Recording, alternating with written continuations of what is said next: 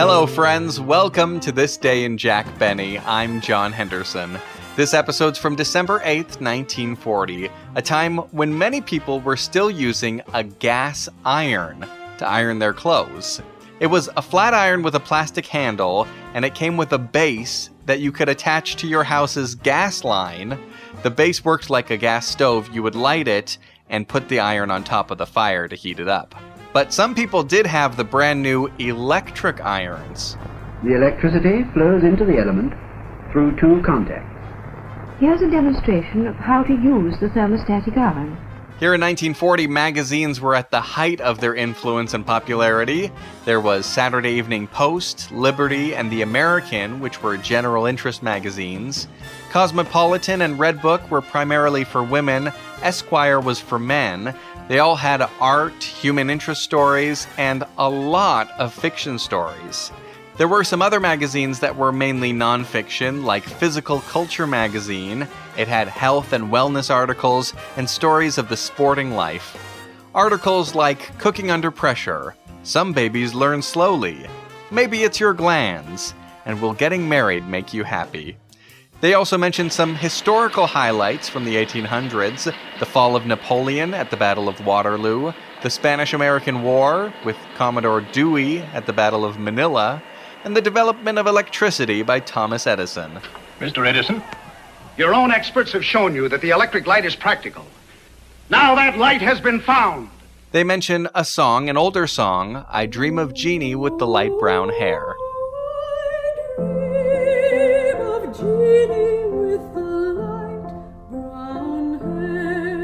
Bandleader Kay Kaiser was starring in a movie called You'll Find Out. Go ahead, break out with it.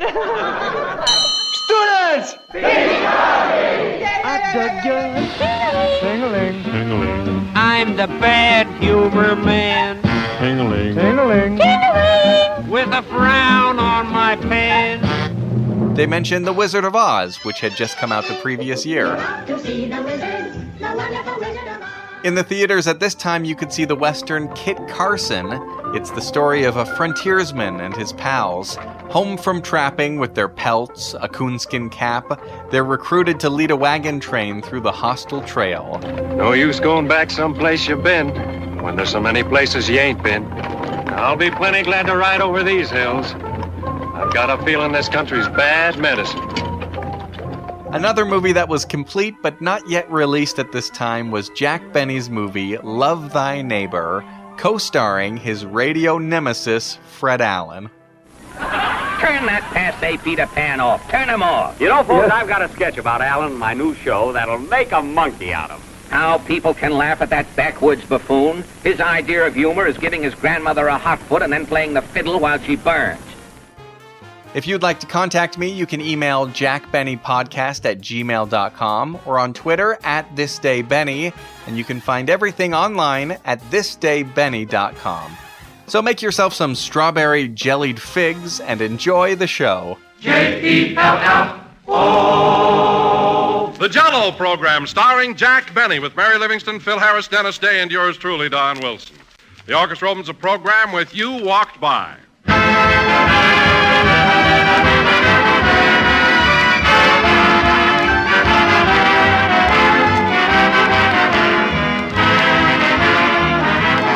Friends, there's one statement I think explains better than any other just why those new Jell-O puddings are so popular everywhere.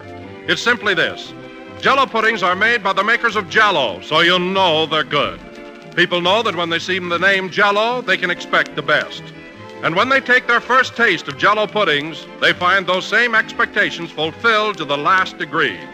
Because Jell-O puddings, ladies and gentlemen, offer you the same high quality, the same delightful goodness, the same easy preparation and economy that has made Jell-O a 40-year favorite of the American family. Jell-O puddings are delicious puddings that take only a few ticks of the clock to make. Simply add milk, cook for about 5 minutes, and cool. And you're all ready to sit down to one of the grandest puddings anybody ever tasted. So try these rich, creamy Jell-O puddings real soon in all three flavors, chocolate, vanilla, and butterscotch. The very next time you ask your grocer for Jell-O, ask him for Jell-O puddings, too. You just can't imagine a finer treat than smooth, luscious Jell-O puddings.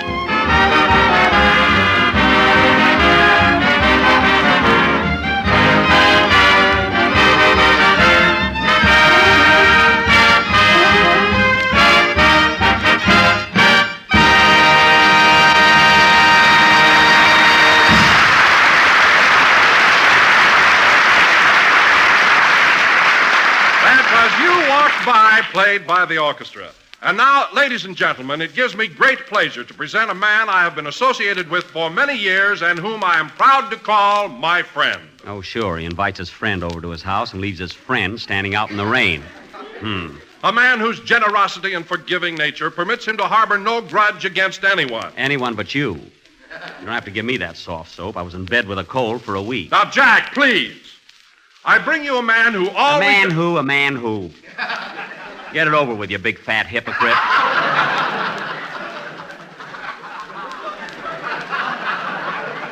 Well, go ahead. Jack, if you don't stop interrupting, I won't introduce you at all.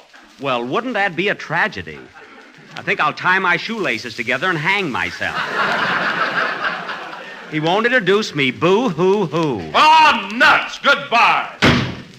You hear the way he slammed the door, Mary? Yeah. Darn near broke it. I'm going to tell Mr. Swallow, the boss of NBC, on him.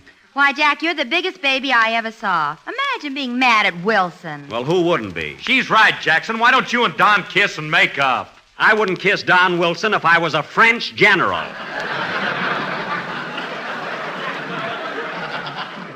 You know, you fellas can talk because none of you suffered. But I was in bed a whole week with a cold. A cold, he says. That's what it was, Dennis, a very severe cold. And my physician said that if I didn't have such a rugged constitution, I never would have pulled through. Oh, what does that horse doctor know? Dr. Leroy treats human beings, too. Although I wish he'd stop calling my legs withers. Anyway, I'm just lucky that I have such a strong physique. You sure have, Jack. You're built like a football player. Oh, I wouldn't say that. All right, a football. Now, don't be silly, Mary, because I've got a wonderful build. I'll unbutton my shirt and show you. Don't bother. It's no bother. There. There you are. Get a load of that chest. What's that running through it, Benedict Canyon? Now, wait a minute, Phil, before you take a bow on that. You know all those physical culture magazines that you see on the newsstands? Well, just a few years ago, I used to pose for those muscle ads. Ah, don't give me that stuff. That's the truth. I used to pose for muscle ads, didn't I, Mary? Only your head. My body, too. What about that picture of me in a leopard skin where I was hanging from a trapeze by my teeth? Yeah, that was a swell set. What ever became of them? Oh, Mary, you're so funny. I'll bet you used to keep the girls in stitches at the May Company. You know, Mary, sometimes I wonder... Well, he's back again. Did you forget something, Mr. Wilson? No, I just came back to see if you'd calm down enough to get the show started. Calm down. You were the one that walked out, not me. Well, who wouldn't? You've been treating me as though the whole thing was my fault. Well, I'll be... Don, let's go back 2 weeks ago tonight. If you remember, we were all standing where we are right now, weren't we? I was standing over there by the piano. All right, the piano.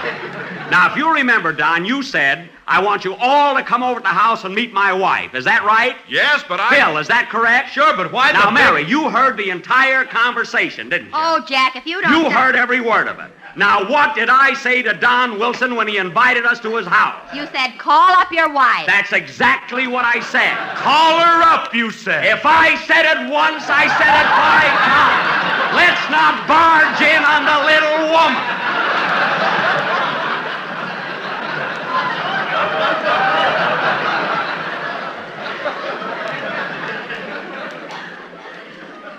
Now, would you listen to me, Don? Now, wait a minute, No, Jack. you had to be a wise guy. Oh, what's the use? Goodbye.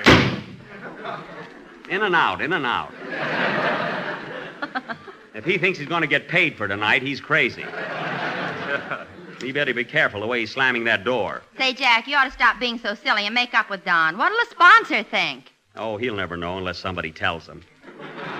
Don't worry. You mean the sponsor never listens to our program? Oh, once in a while. Then why do I go to the trouble of making those terrific musical arrangements? They cost me a fortune. Phil, any money you spend on your musical arrangements should be spent on having your head examined. Now, how about playing one of your beautiful arrangements right now? Okay, what would you like to hear? I can play anything from Wagner to Schmagner.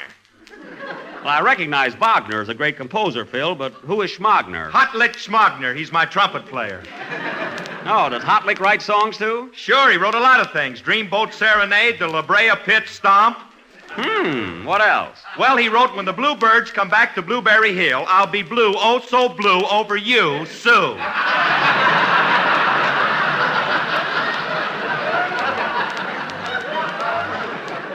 You went right through the chorus with that, didn't you? Well, that trumpet player of yours is original, isn't he? Yeah, he wrote another thing called I Dream of Jeannie with the light brown hair. Now, wait a minute. Stephen Foster wrote I Dream of Jeannie with the light brown hair. Well, this one is H-A-R-E. She's got a rabbit with her all the time. Oh, the light brown Belgian hair, I see. Well, go ahead, Phil. Play anything. Come in. Mr. Benny? Yes? This may surprise you, but there was a song written about me, too. What is it? I Dream of Jeannie with no hair at all. Goodbye.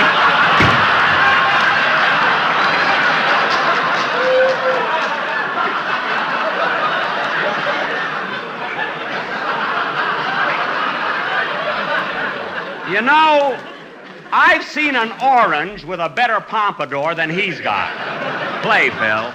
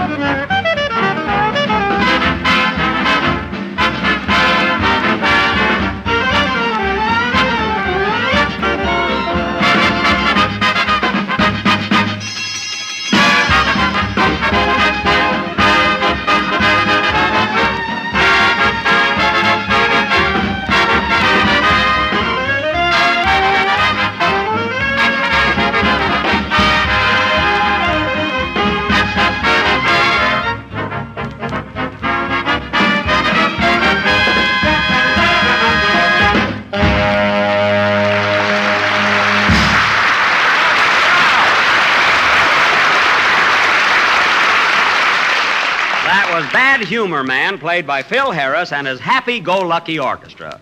Happy meaning they're a bunch of jolly good fellows. Go meaning they're always on the job, raring to go. And lucky meaning, boy, are they.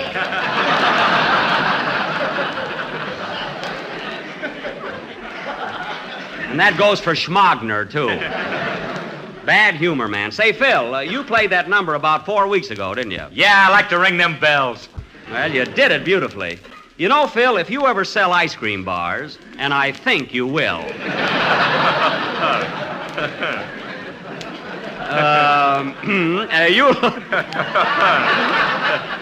you'll be all set. And now, ladies and gentlemen, I have a very important announcement to make, and that is that next Sunday night, our broadcast will come to you from New York City. You know, fellas, we're leaving tomorrow. Oh, boy, New York, nightclubs, women. Dennis, your mother's going with you. Oh, boy, New York, the aquarium, Grant's tomb. That's more like it. You know, I'm thrilled myself. I always get a kick out of New York. I really dissipate there. Look who dissipates. Whether it's New York, Hollywood, or Waukegan. Benny's in bed by 10 o'clock. No, I am, eh? Well, what about last year when you, Phil Harris, and I went to the Stork Club? We stayed and stayed and stayed till the place closed. Sure, Phil wouldn't pick up the check either. That's so. Then poor Dennis walked in and you made him pay it. That was a fine for catching him up so late. And besides, I straightened it out with Dennis later. He gave me 3 Peruvian stamps. How do I know they're worth $45?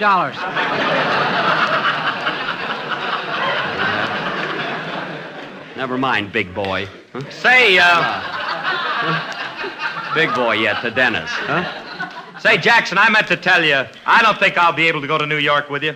Why not? Well, I can't leave night school. I'll get too far behind. Oh, you and your night school. It won't hurt you to give it up for a couple of weeks. Nah, nothing doing. Take history, for instance. History? Yeah. I'm up to Napoleon at Waterloo, and I want to see how it comes out. Phil, Napoleon lost at Waterloo. Says you. Says me, says everybody else, and your book, if you'd open it. Napoleon lost. Well, I guess all I can do is pay up. Pay up? Yeah, I bet a guy across the aisle 8-5 he'd win. Well, you should have got 7 points on that. Too bad you lost, Phil. Oh, that's all right. I cleaned up on Dewey at Manila. You're the only guy I know of who would make book on history. Anyway, you're going to New York with us, so start packing. And if you think of it, take along one suit where the coat matches the pants. Do they come that way? Yes, believe me. And now, ladies and gentlemen... Oh, he's here again. Yes, I'm here again. Now, listen, Don Wilson, I'm going to tell Mr. Swallow, the boss of NBC, the way you've been slamming that door every time you go out. You do, and I'll tell him you put a slug in the apple machine. Slug nothing. It was a buffalo nickel. It was a slug. It was a buffalo nickel. Then how come it said good for 1 beer on it? Because the buffalo was thirsty and shut up. Anyhow, you're nothing but a big fat tattletale. I resent that. Goodbye. There he goes again. Say, Jack, you better make up with Don or he won't go to New York with you. Who cares? He'd probably squash Dennis anyway. Squash Dennis? You mean you've got them in the same berth? I'm running this trip. Don is sharing a berth with Dennis. Phil, you're bunking with me. And Mary, you're going to have a berth all by yourself. That's mighty white of you. Just be glad you're going along. Hey, wait a minute. I thought of something else, Jackson. If I go to New York, I can't be in our night school play. Your night school play? Yeah, we're putting on a Christmas fantasy. Oh, brother. Just what part do you play in this fantasy, Phil? I'm a shrub.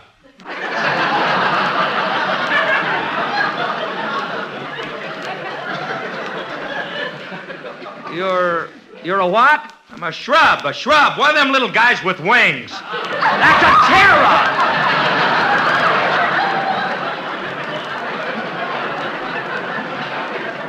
A shrub. Now, Phil, you're coming to New York with us, and somebody else can wear those wings.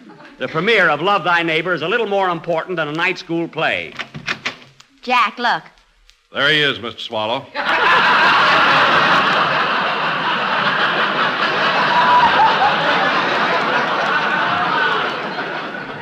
What? Well, I'll be... Oh, hello, Mr. Swallow. Listen, Jack, what's this I hear about you putting a slug in the apple machine? See you later, Wilson. Now, Mr. Swallow, that wasn't a slug at all. It was a buffalo nickel. Buffalo, schmuffalo, don't put them in the machine.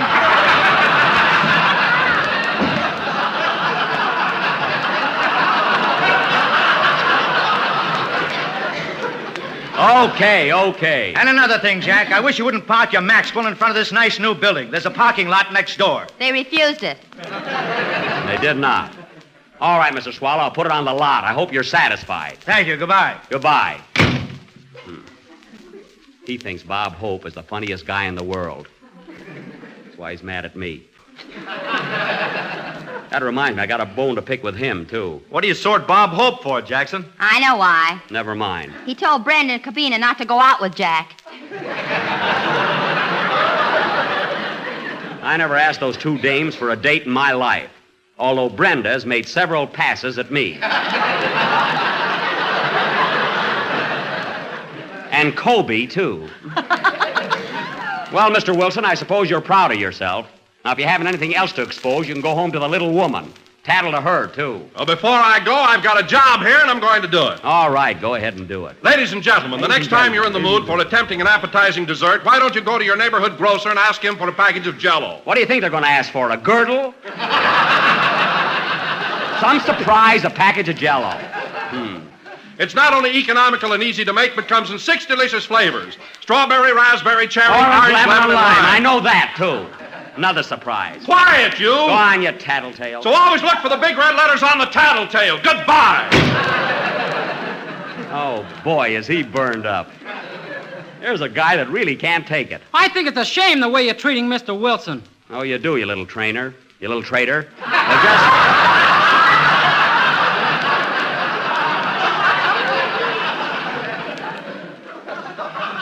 Those are my bifocals. Just sing your number and I'll do the thinking around here. Now, what's it going to be? One of Mr. Schmagner's latest songs. Oh, no, you're not. You sing what you're supposed to. Okay. Now, go ahead. I never thought that Wilson would turn out to be a stool pigeon.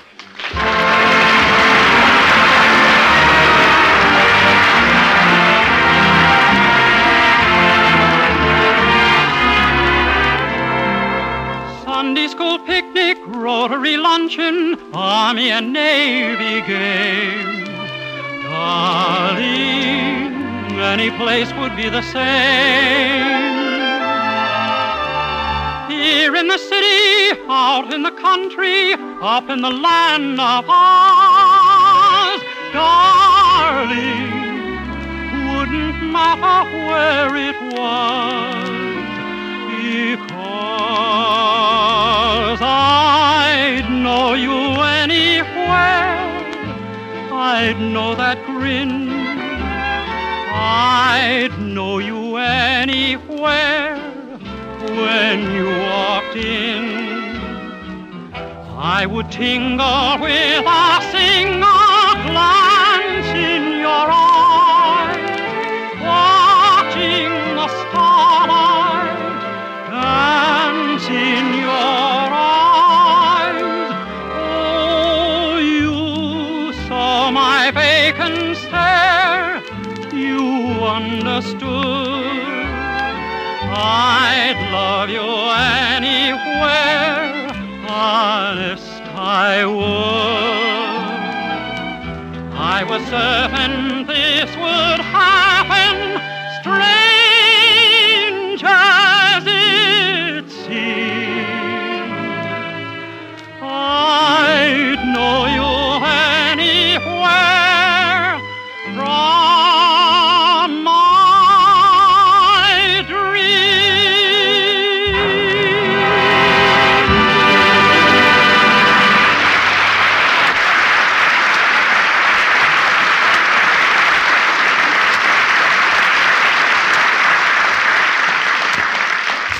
That was I'd Know You Anywhere from Kay Kaiser's new picture, sung by Dennis Day.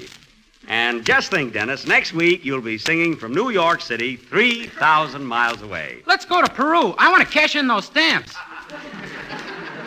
I'll give you a good pinch if you don't watch out.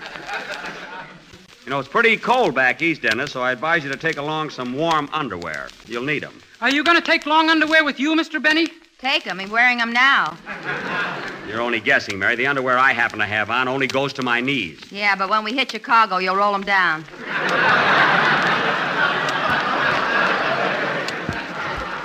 You said it. And I'm not going to catch another cold. You saw what happened to me 2 weeks ago. Hey, Jackson, are you going to take your coonskin cap to New York? Oh, sure. If it's cold enough, I'll wear it. Even to the premiere? If it's cold enough.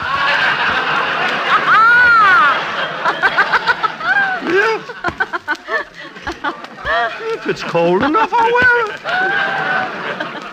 I can just see the sign in front of the theater. Love Thy Neighbor, starring Fred Allen and Kit Carson. Mary, in the first place, I don't look anything like Kit Carson. And in the second place, don't mention Fred Allen's name in connection with the picture. Stooges don't get billing. I don't blame you for being mad at him, Mr. Benny, after that gag he pulled about you Wednesday night. What was it? I heard it. Allen said you were so low you could read by the light of a hot foot. Very amusing. Who laughed louder at the joke, Phil? Allen or the audience? Allen? I thought so.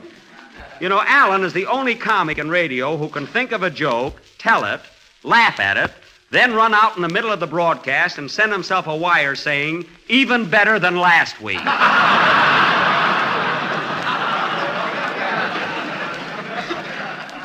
You know, he doesn't need a studio audience at all. Then why does he have so many people there? He sells them hot dogs during the commercials. It's quite a sideline for him. Come in. Hey, Jack, here comes your veterinary. Mary, I told you he's not just a vet. Hello, Doc. Well, well, and how's my little man this beautiful, wootiful day? Your little man is finesy-winesy. I told you, Doc, I don't need you anymore. My cold is cured. Now, don't be too sure. I am sure. I had a cold in my chest, and it's gone. Oh, that's silly. It must be around here someplace. Oh, go away, will you, Doc? I'm all cured, and I feel great. Wow, while he's here, Jack, why don't you let him look you over? Mary, I don't need a doctor anymore. Tell you, I feel fine. There, you see, you're still coughing. That's a sneeze. Oh, that's right. Sneezing is with the nose and coughing is with the mouth. Yes, exactly. Now, please go away. Well, before I go, I'll have to give you a cold shot. That'll prevent you from sneezing again. Now, Doc, I haven't time for a shot. I'll just fill my hypodermic needle. You're not going to stick that needle in me. Oh, let him, Jack. He knows what he's doing. Yeah, but I don't need it, Mary. I'm okay. Now, hold still, and I'll put this needle right in your arm. Wait till I roll up my sleeve. Never saw such an impatient... There. Easy now. This won't hurt a bit. Here we go. Now, Doc...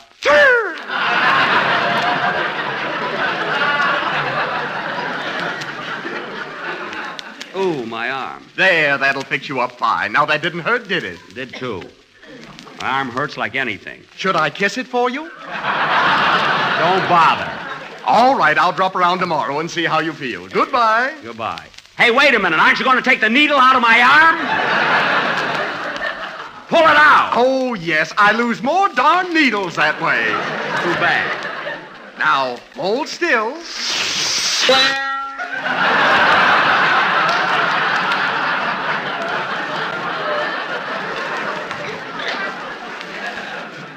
Oh.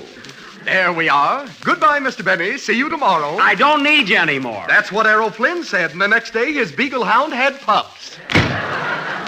What an absent-minded doctor. Well, it's your own fault, Jack. Why don't you get a real physician? Listen, Mary, Dr. Leroy brought Carmichael through the measles so he can certainly take care of my little cold. He's just forgetful, that's all. Well, here comes malicious again. You find any more things to tattle to, Mr. Swallow? Now, Jack, let's stop acting like a couple of babies and make up. You're the baby, not me. See, after all, we've got to go to New York together, and I'm all broken up about this. Oh, yeah. Come on, Jack. This is the first fight we've ever had. Let's bury the hatchet and shake hands. Well, I'll make up with you on one condition. What's that? That the next time I say to you, Don, don't you think you ought to call up your wife?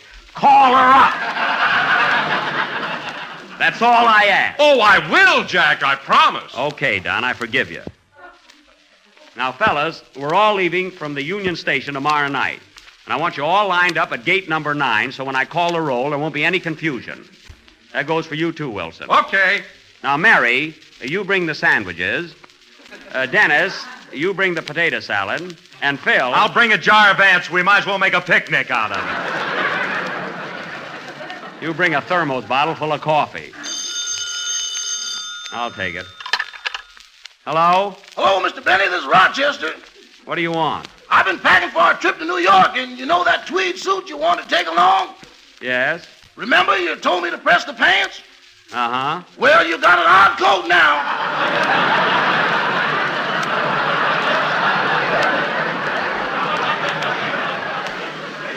Oh, my goodness. Rochester, why is it you're always burning my pants? It's that gas flatiron. You ought to take the tip from Edison. Never saw anyone so careless. Now, Rochester's going to be pretty cold in the east, so I want you to pack my big, heavy overcoat. That overcoat's pretty old, boss, and besides, we haven't got room in the trunk. It's not so old. And if the trunk is full, wrap up the coat and send it parcel post. Parcel post? Yes. There's enough Mars in it to fly airmail.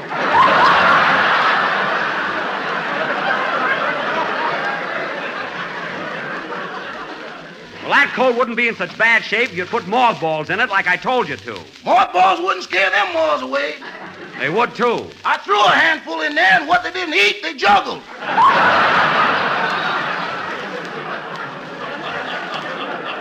Oh, stop. Now, Rochester, one more thing. When we get to New York, I'm going to hit all the hot spots. You know, I'll be stepping out a lot. Stepping out, he says. Well, I will be. So I want you to pack my white tie, top hat, and tails. You mean tails? I mean tails. That's tail, boss. One of them got caught in the trunk.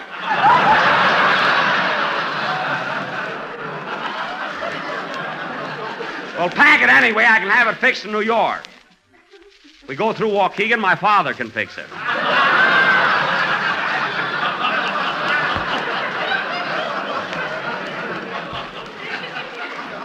Well, So that's about all. I'll see you later. Goodbye, Rochester. Goodbye. Wait a minute. Here's something else, Rochester. Be sure and pack my coonskin cap. I'll need that. I meant to tell you, boss, I'm having a little trouble with that coonskin. What's wrong? Well, for one thing, I can't catch it. Now, cut that out. Goodbye. Goodbye. I like to travel just once without trouble. Now, where was I? Oh, yes. Now, listen, fellas, remember, everybody be at the station tomorrow night on time. And so we don't have any duplications. Mary, you bring the Cosmopolitan. Phil, you bring the Esquire. Dennis, you bring the Red Book. Wilson, you bring the American Magazine, and I'll get Liberty and the Saturday Evening Post. And You'll probably notice, ladies and gentlemen, that after the most successful stage plays have finished their first run, they're very often brought back by popular demand for a return engagement. Well, the same thing is true of desserts. Take Jell-O's newest dessert recipe, jellied figs.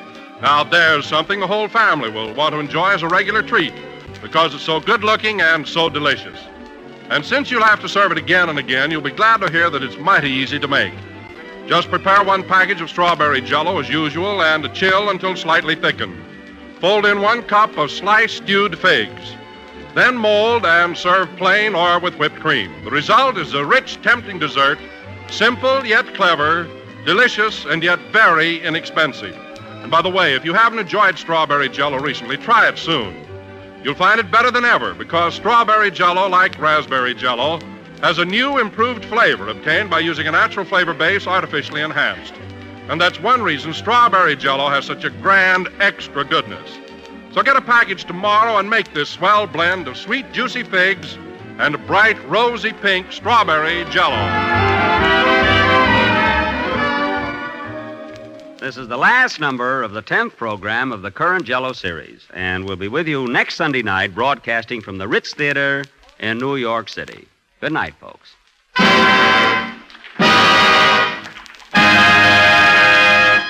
Jell-O.